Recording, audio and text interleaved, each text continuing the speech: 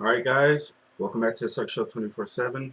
In a few weeks, Iron Man 3 comes out. So, before we get in that, let's get into the first two. This is Iron Man 1. So, let's get right into it.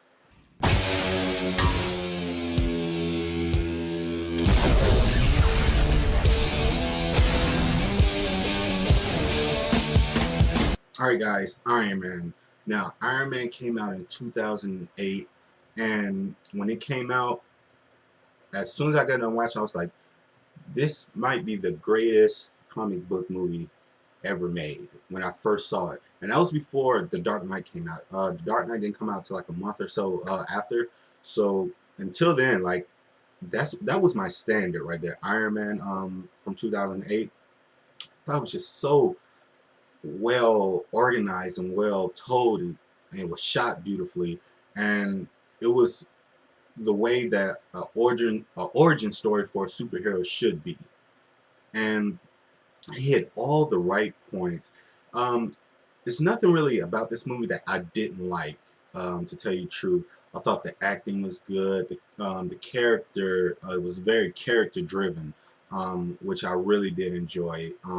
Which the second one didn't do a lot of, but the first one really gave you that character driven movie of Tony Stark. Um, Robert Downey Jr. as Tony Stark, or as Tony Stark as Robert Downey Jr. basically, because you can never tell the two apart.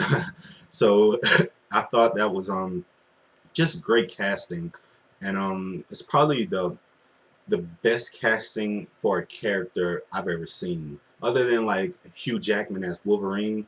Iron Man is like up there. It's like probably number one as like this is the only person I could see playing as Iron Man.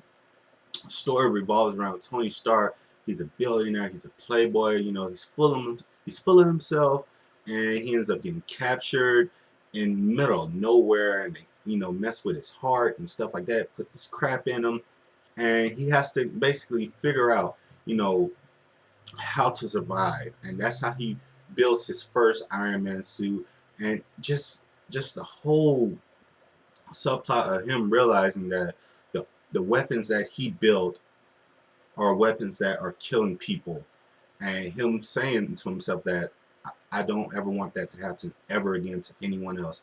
My weapons killing other innocent people. So he takes it upon himself to build this suit to get free and to really be the beacon of hope and to be that that superhero, that real superhero to protect people. And that's what I really liked about it, to where he's very cocky and he knows it, but to have him be brought down and to have everything stripped away from him and to really see that he's not the biggest hot shot in the world, and to him to have to fight back and to get to the real world, to get to where he needs to be, and to be that symbol that he is now. It was very great telling. The chemistry with him and Pepper Potts is fantastic. His banter between her and her like awkwardness between him, and that fatal attraction that they have to one another was very good. Um, Jeff Bridges as Obadiah, he was great. To me, out of like the first two so far that's been out, I thought he was the better villain. Um, he had more charisma to him, and you knew like, oh, this guy's bad. Like, you piss him off, he's bad. But he had it. Like, when I first saw it, I was like, oh, he's good. But then he switched it so fast that I was surprised and I was shocked. And that just shows the acting that was brought into the first one, that they really took their time with it. The production was amazing. Um, just the way the armor is like, if you ever watch the Blu-ray and just have the behind the scenes of how they took their time with just the casting and the set building, just getting everything right, it really tells you how much that they were really putting into this movie.